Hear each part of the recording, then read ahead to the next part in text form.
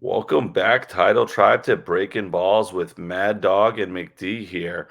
Here to talk a little more baseball and some of the offseason moves that has happened over the last week.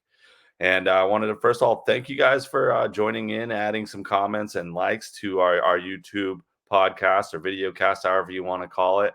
Appreciated the love on our pilot episode, our episode one.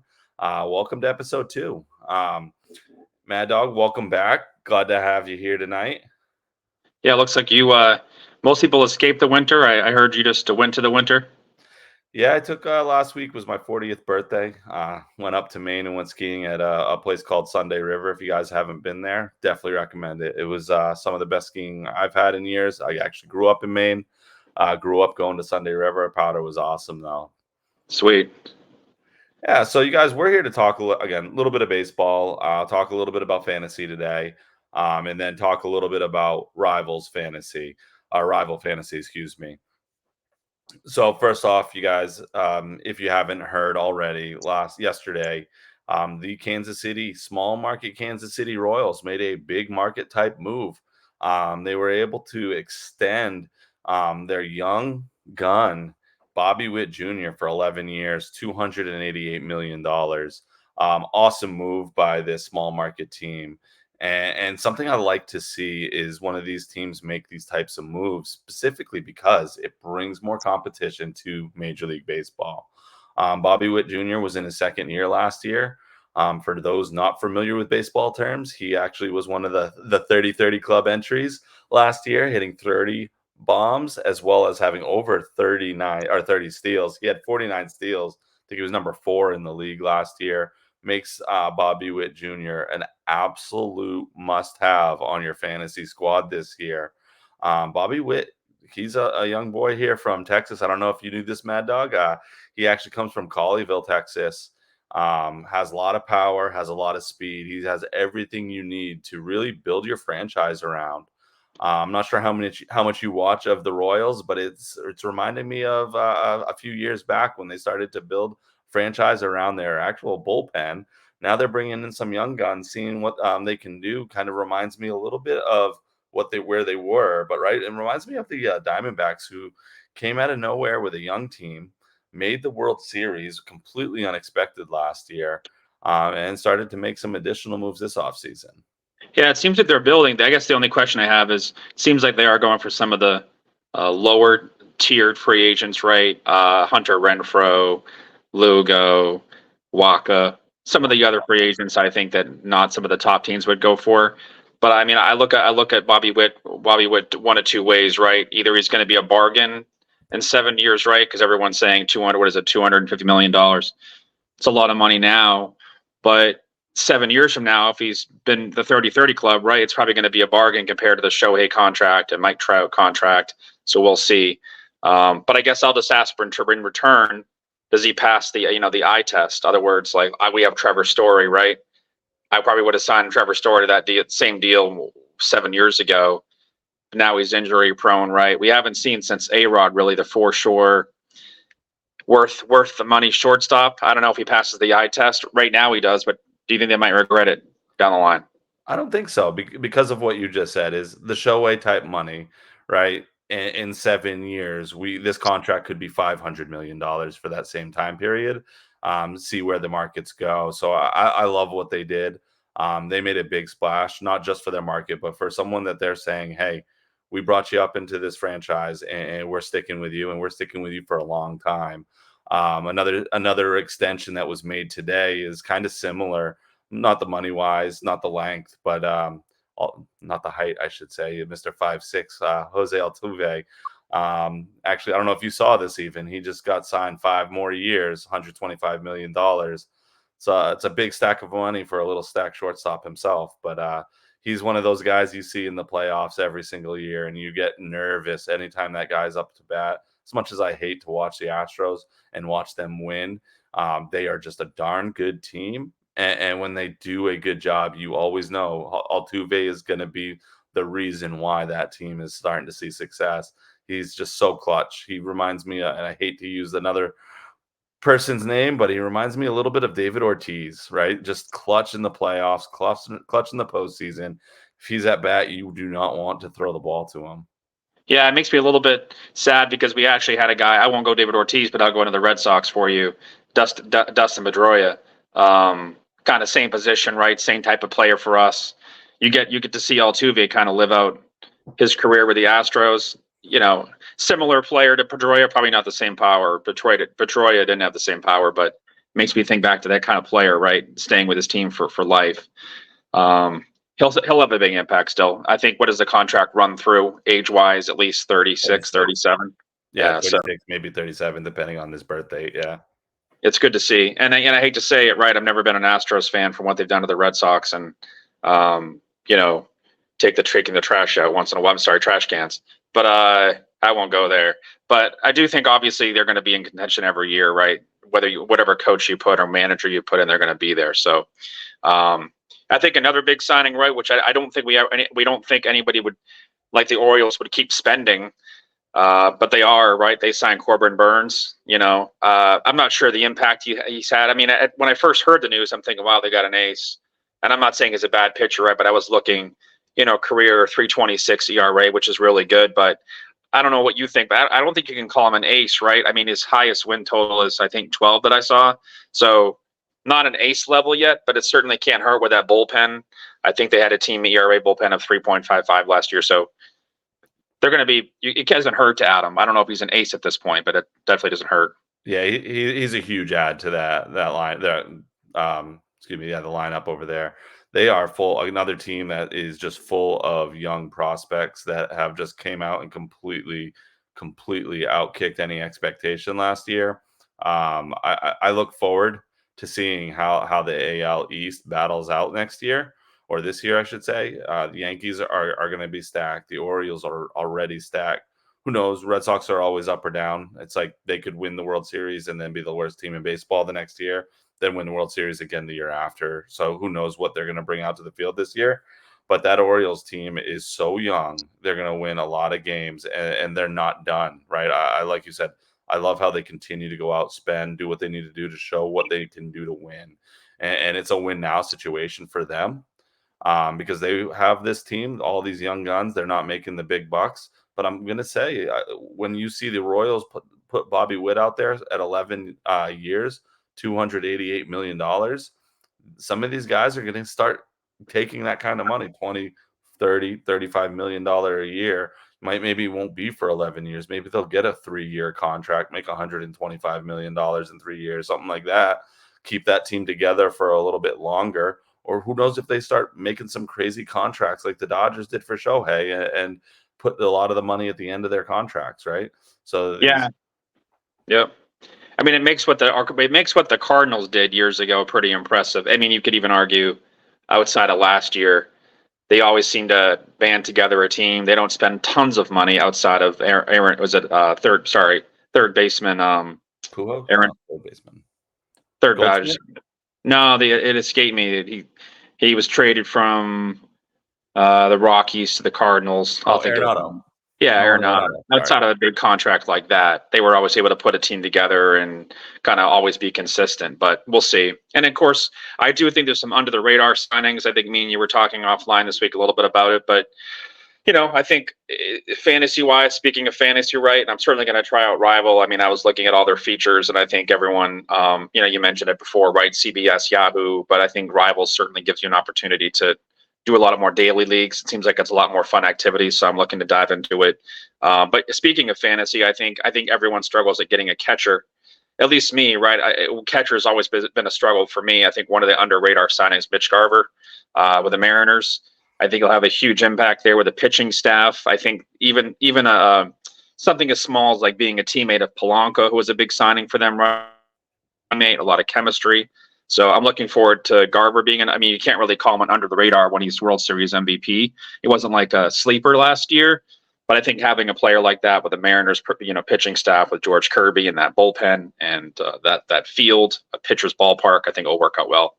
Yeah, no, and I know you're talking fantasy wise. I think with the Mariners, they'll have two really solid catchers because they also have Cal Raleigh, um, who was a really he was a prospect last year. He came out and he had a really solid year. So seeing them two together, right? Mitch Garver bringing in some of the veteran status to show him the ropes to have that long career for Cal Riley. Yeah, I mean, at first I thought the Mariners were going to go the opposite route when they started trading away some of their other players, right? They traded away Suarez, Yep. traded away some other players, and I'm thinking, oh, they're just going to go in rebuild mode. But then they go obviously get Polanco and they get Garber. George Kirby's going to be there for a long time. So overall, they're going to be, their Angels aren't going to go anywhere as far as being that great. So I think they have a certain good shot at the division again. So anybody else on your mind as far as maybe under the radar, either signings or anybody on your mind out there that you're either looking to be signed or you've seen signed that's going to have an impact? Yeah, one of the people that I saw get signed early this year that I really liked. I've always liked this guy, and he's just a fun player. Came up with the Dodgers. Is Jock Peterson. Yep. Jock Peterson had a last couple years in San Francisco. Has done a really good job. They brought him in. He's again another player that has that tenure or the veteran status that you want to help a young, fast, hard hitting team, right? He's 1 year, 9.5 million dollars. I think he's going to bring a lot to that team. That team made it to the World Series way unexpected, way early in their career. He's someone that has won 2 World Series, so probably going to bat 260 to 280. Like what he did last couple years, starting to see some of those extra base hits when he's not hitting as many home runs, right? Maybe he gets back over 20 home runs this year. But looking for those doubles, some of those triples. I think he had 3 triples last year, 3 triples the year before. But seeing double digits in the doubles, right? He's not the speediest guy in the world anymore, but he's going to bring a lot of that veteran persona with him as he helps this team try to make it back to the World Series. Will they get there? I don't think so, personally. I know last episode we talked my pick for the NL. I still think the Braves are that team. I love to see what they did this offseason. But it's nice to see them not quit. They stay pretty young. He's in his 30s, but he's having a good career for a guy that, I mean, not sure that anyone thought he was going to make as much as he did, do as much as he did. And he's a fun, energetic kind of kid. Yeah, just keep him out of fantasy chats with Tommy Pham, Yeah, which we should be fine. I'm glad you got that exactly. joke. Uh, he brings a lot. One player I think I'm looking forward to. Well, one big one out there. Well, is Snell, right? I think he's unsigned still. I Yankees think keep where making offers for him. Yeah, I think where he might go, and the Giants every year kind of have this every 7 years or 5 years have this cycle of being really really good. I would like to see him go to the Giants. I think that's one of his best fits. Giants lost out on what they wanted to go after Shohei. They lost out on a couple other free agents. So if the Giants want to take the Dodgers on, I think the only way they can do it is going to be pitching. Yep. They don't have a chance at offense. So the only way you can really go after the Dodgers at this point is pitching. So I'd like to see Snell, go. Obviously, we have the Blue Jays. The Yankees are going to keep making offers for him. I don't know how old he is, probably what, 30, 31, Cy Young. Kind of a little bit of a dip over the years, right? He's had some really amazing years. Maybe it went down a couple years and he's back up again. So any lefty like that's going to make an impact. But I'd like to see him go with the Giants or Yeah. Red Sox, but we have no chance. He wants a longer contract. I think the Yankees have made him a couple different 3-year deals, 120 to 150 million dollars is what I was hearing. Maybe he signs if he's not getting any other offers, because I've heard he's only received offers from the Yankees so far. And another free agent that's still out there and that's a little surprising is Cody Bells. Bellinger is someone that I thought would have been picked up pretty quick. He's aging. He's not too old, but I think he has a great opportunity to make it with a team, whether it be the Cubs again. Um, shoot, hate to see it, but I wouldn't be surprised if he goes somewhere on the East, right? And jumping into the AL East. He brings again talent. He brings championships. He knows what it takes to win. He's another player that's had some ups and downs over his career. But last year was a year where he was able to bounce back and show the league he can still do it, right? So it looks I look forward to seeing him get signed. I know he will. It's just a matter of when, right? We have spring training starting, I think, in 13 days or something like that, 10 days. With that happening, people get hurt. It's sad Yeah, to say, but yeah, if he's not signed, he's gonna be one of those people that could sign right away. yeah. I mean, I kind of if just the first team that comes to mind for some reason is just the Blue Jays. Uh, That's what I was thinking. I just picture him as in that stadium. If you want to call it a stadium or a dome or wherever they play, I think it'll be a clear fit, right? They need a bat. They have the money clearly to spend somewhere else because they were going to offer Shohei quite 700. a lot of money, right? So that means they have a lot of leftover change. I can picture him between Vlad, that they already have a potent lineup clearly, right? And on Okay. offense. So I think that's the best fit for him to go. And I think they're going to spend the money to do it. But I just don't know why he's waiting so long. I mean, maybe his agents wants to hold out for the most money, which I wouldn't blame him, but we'll see. Yeah, his biggest thing probably is going to be health. So That's it, right? Is making sure he's healthy, make sure he stays hot. But when I said the East, I was 100% thinking Toronto as well. I hate to see people go to the East right now. It's so competitive to make the playoffs. If they were to go anywhere else, that's great, right? But that group is going to be awesome, and the playoffs this year are going to be a lot of fun again. Um, but there's a lot still to happen, right? Spring training, pitchers and catchers start, if I remember correctly. I think it's around the 14th or 15th. A couple days later, the rest of the teams start to show up. I know they stagger, pitchers and catchers stagger, I think a couple days before and a couple days after. Um, by chance, are you going to any games? You going to spring training at all? I know you I travel had actually sometimes. never been able to go to spring training. It's always been on my plans, but unfortunately, for some reason, it's just logistically hard to get to Fort Myers from here. I Yep. want to always try it at some point. It's one of those things where I think spring training's quite a, I don't know, old school. It just makes you think back to the old school, right? All the old players that used to go to spring training. It's never really changed over the years. I'd like to go see all the old timers that show up and the games, and I think the players are a little bit more approachable is the wrong word, but you have more access to the players. Yeah. So I'd like to go. I'd like to make a few road trips this year. Maybe Pittsburgh Pirates is on the agenda potentially. We're playing there, so Nice. that'd be a fun place to go. Yeah, I've always wanted to go to Pittsburgh. How about you? Yeah, I was actually hoping to go, and then I had plans get changed. I have a wedding to go to now, so I'm not going to be able to extend my trip in Florida to go to a spring training game.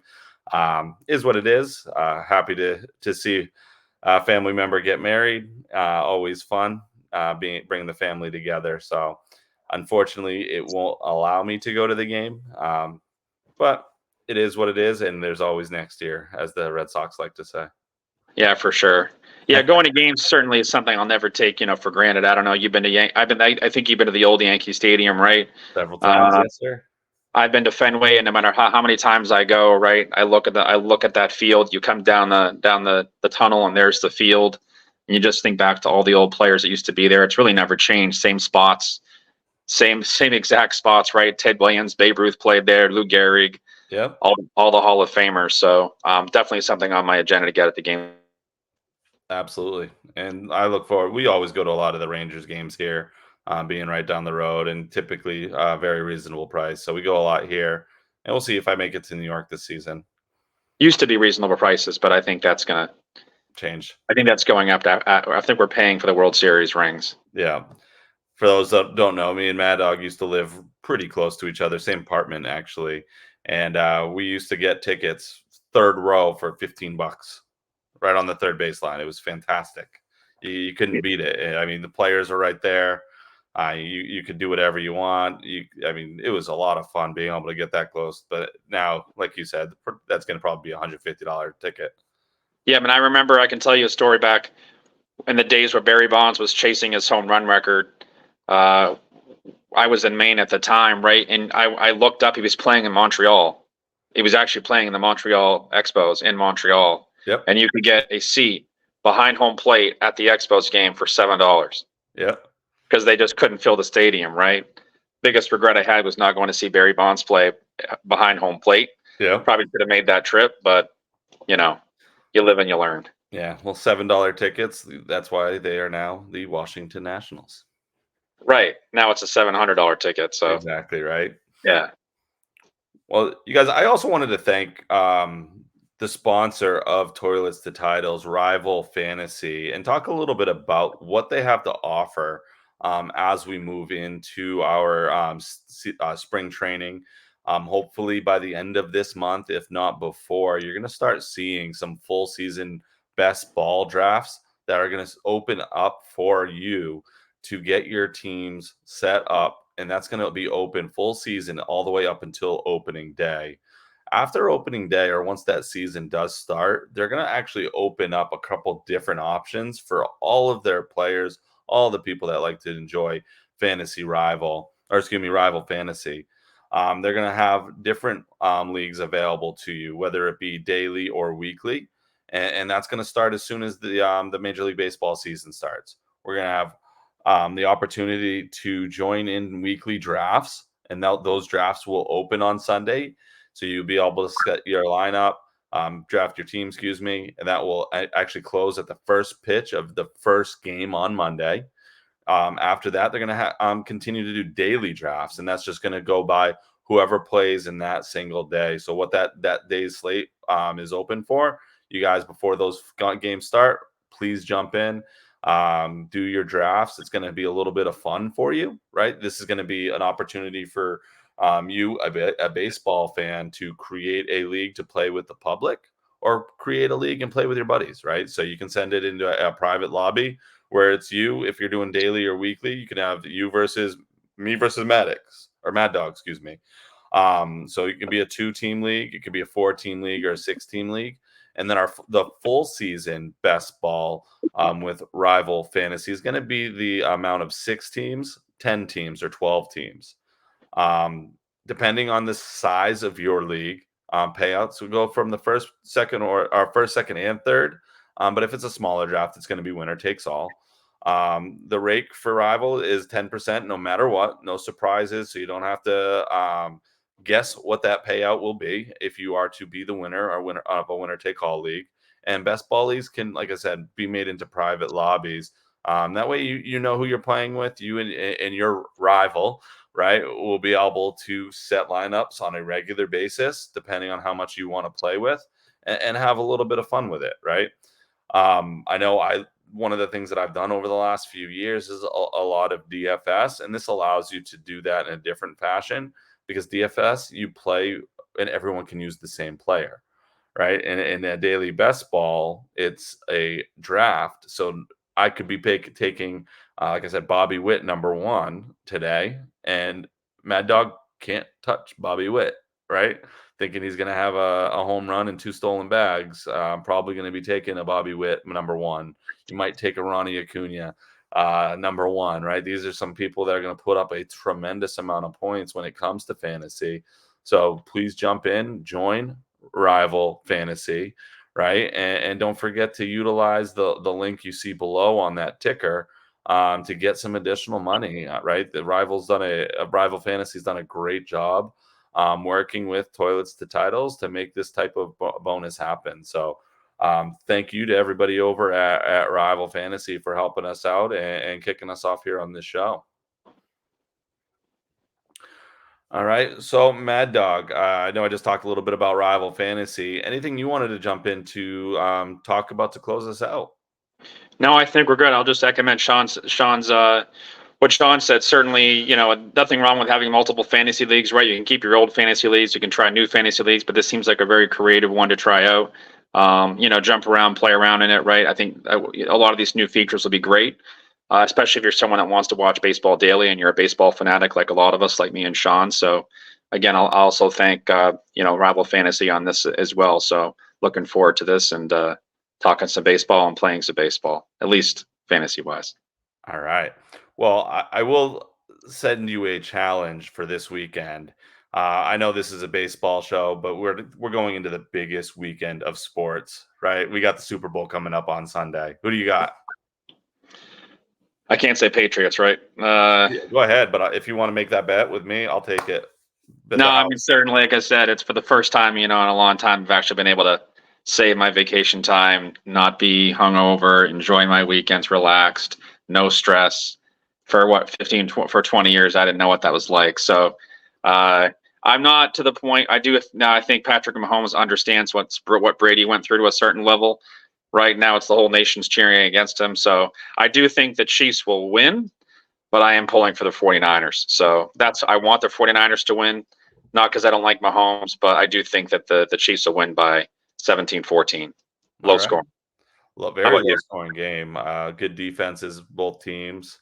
Um, I actually am as a Broncos fan. I'm actually going to root for Patrick Mahomes, kid from Texas. Sounds like Kermit the Frog, but he is just an absolute stud. And if you go against him, he proves you wrong. He has no receivers. He proves you wrong. He still wins. We'll see. I'll say I was very happy to see MVS starting to make these things called catches as a receiver in the NFL. I know he gets paid a lot of money to do that. This year was a real big struggle for him. But he's starting to catch that ball. Imagine that, a receiver catching the ball from Patrick Mahomes, making big plays when they have to happen. And then Pacheco is just an absolute stud out there. I think when you look at running backs, they both have stud running backs with CMC, who's probably the best that we have in the league right now. But Pacheco's not too far behind him. He's able to do a lot. And he's someone that you'll be able to draft in the future, early in your drafts when you're playing fantasy football. I think Pacheco showed you this year he is an absolute workhorse. You give him the ball and he runs hard. I saw so many memes about him, about giving him the ball. It's like, hey, look how fast I can run in my new Nikes. My new shoes are on. I got to run as hard as I can. It's just funny stuff you see about Pacheco. And for me, I'm going with the Kansas City Chiefs for the W. Yeah, I like Pacheco. He's very swift on his feet. Get Yeah. it? Ah, shut Pun intended. up. Yeah, I had to. I had to. All right, you want to close? You want to close us out, Sean? Yeah, you guys, thank you for watching. Please like the show. Throw some comments in here if you guys have some underdog fantasy moves that you'd like to see, or you would like to pick as you move through your draft. Let us know here. If you guys have some moves that are some free agents that you don't see on our show, let us know. We'll talk about them for you. And then also, make sure you guys join the Toilets Title Gilded chat. Another opportunity for you to stay connected, whether it be baseball, football, the Frankenstank fantasy league. There's a lot of things that we have the ability to do in that gilded chat. It's a lot of fun over there. So please make sure you do ask in YouTube if you're able to like the Toilets Title shows, right? Make sure you subscribe, but also try to get into that gilded chat so you can have a lot of fun. That being said, Mad Dog, I will talk to you manana. Thanks again. Talk to you later. Bye. See ya. Bye, everyone.